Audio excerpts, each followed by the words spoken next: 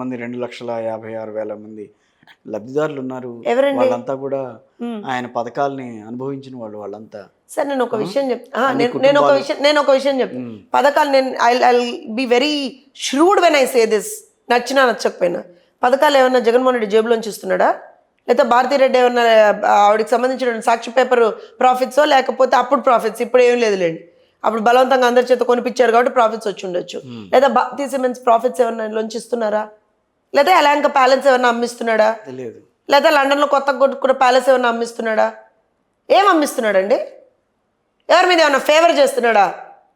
ఏ ప్రభుత్వం వచ్చి ప్రజలకి పథకాలు ఇచ్చినా, ఈవెన్ ఇంక్లూడింగ్ మా ప్రభుత్వం కూడా ప్రజలకేం ఫేవర్ చేయట్లేదండి. మేము మా బాధ్యత అది. అందుకనే మొన్న ముఖ్యమంత్రి వర్యులు సాక్షాత్తు లబ్ధిదారుడి ఇంటికి వెళ్ళి పెంచిన పెన్షన్ ఇచ్చారు. బాధ్యత అది.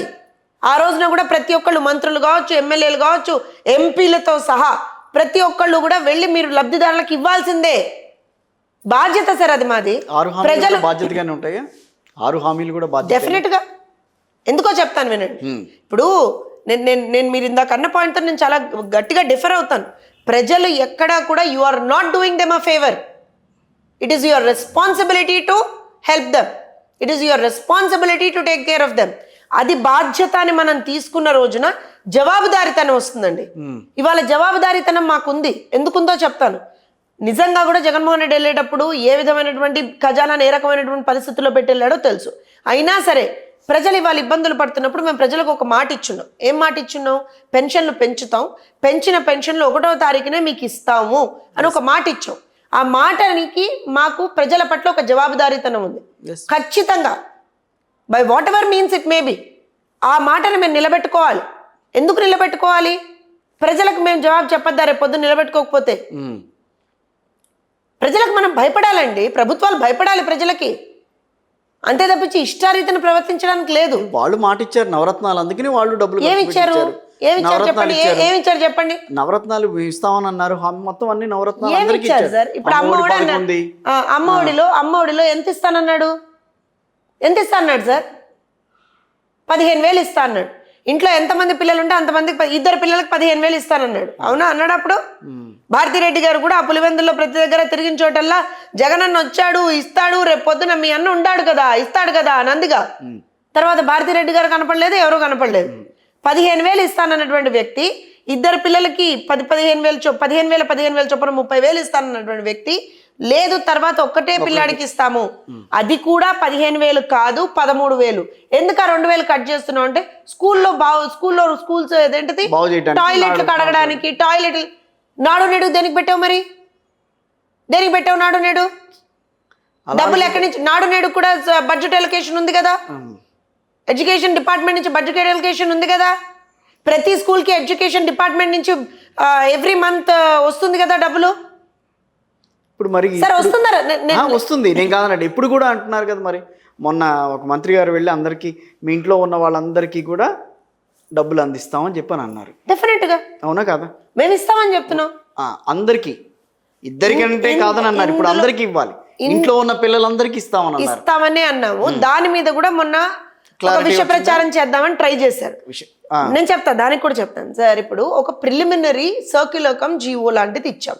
ఎందుకు? Because now it is the academic year starting. ఎక్కడి నుంచి వస్తాయి మేడం? ఓకే, వాళ్ళు మీరు హామీని ఓకే అమలు చేస్తారంటారు, నేను కాదను సార్. ఇప్పుడు 15,000 ఒక ఐదుగురు ఉన్నారు మీ ఇంట్లో, తల్లికి వందనం పేరు మీద 5గురికి ఇవ్వాలి. 75,000 ఇవ్వాలి. 75,000 ఇవ్వాలి. ఇచ్చేస్తారా? ఇవ్వాలి, తప్పదు. ఇవ్వాలి.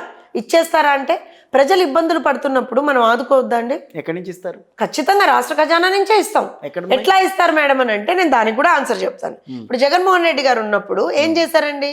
Mining mafia, sand mafia, liquor mafia, అన్ని మాఫియాలే. సో 100 రూపాయలు వినండి 100 రూపాయలు ప్రభుత్వ ఖజానాకి రావాల్సినటువంటి 100 రూపాయలు ఉన్నాయనుకోండి.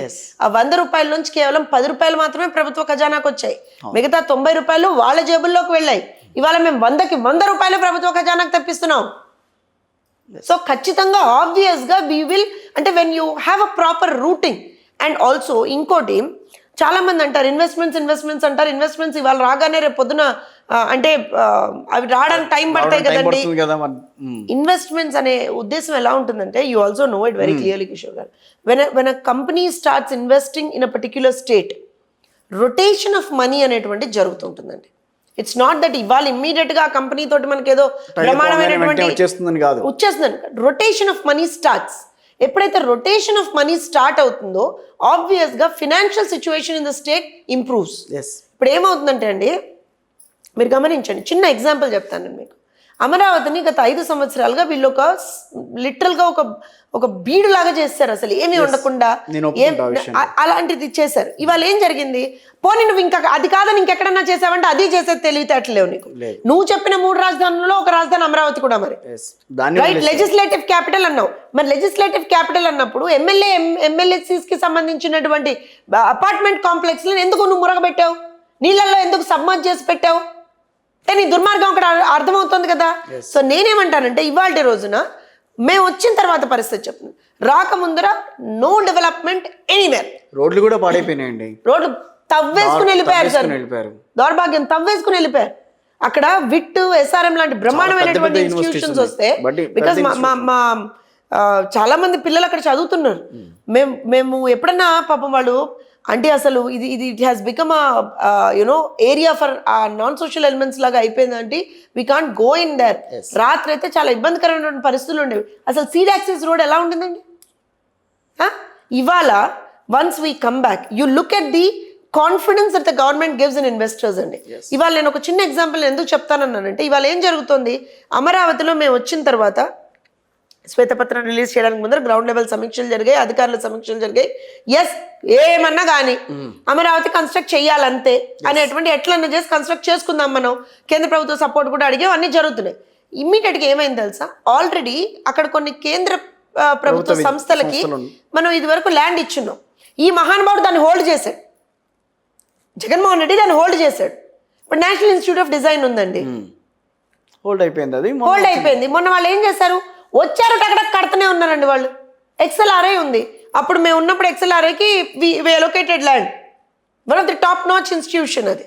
XLRI మొన్న they came back, no will continue అన్నారు. ఏదో వాళ్ళని బతిలాడుకున్నాము, బావాలనుకున్నాము, ఏం చేసుకున్నాము, they are coming back. Sir ఇప్పుడు ఇమాజిన్ చేయండి, 2 major premier institutes they have started their construction start అయినప్పుడు మీకు ఆల్రెడీ అక్కడ ఒక ఎంప్లాయ్మెంట్ స్టార్ట్ అయింది కదా, స్టార్ట్ అయిందా అవ్వలేదా? ఎంప్లాయ్మెంట్ స్టార్ట్ అయిన తర్వాత now imagine rotation of money అనేది జరుగుతుంది కదా ఈజీగా. This is what is I'm talking about. So నేను ఏమంటున్నా అండి, there is something called a developmental phase అనేటువంటిది ఈ రకంగా స్టార్ట్ అవుతుంది. నౌ ఇమాజిన్ యూ హ్యావ్ అక్కడ ఎంప్లాయ్మెంట్ జనరేషన్ స్టార్ట్ అయింది, కన్స్ట్రక్షన్ ఫీల్డ్లో ఎంప్లాయ్మెంట్ జనరేషన్ స్టార్ట్ అయింది. ఇక్కడ మీరు ఇంకో విషయం గమనించాలి, అప్పుడు ఉచిత ఇసుక అనేటువంటి ఒక పథకాన్ని మేము 2016లో తీసుకొస్తే, 2016లోనో 17లోనో మేము తీసుకొస్తే 17లో తీసుకొస్తే 2019లో ఈ మహానుభావుడు దాన్ని స్క్రాప్ చేస్తాడు. చేసేసిన తర్వాత ఇసుక బంగారం అయిపోయింది. మొన్న మళ్ళీ మేము roll back to our original free ఇసుక పాలసీకి వెళ్ళిపోయాం. అదే ఇసుక పాలసీ ఫ్రీ అని అంటేనే కొంచెం చాలా అందరికి ఊరికినే తీసుకొచ్చి ఇచ్చేస్తారని అనుకున్నారు.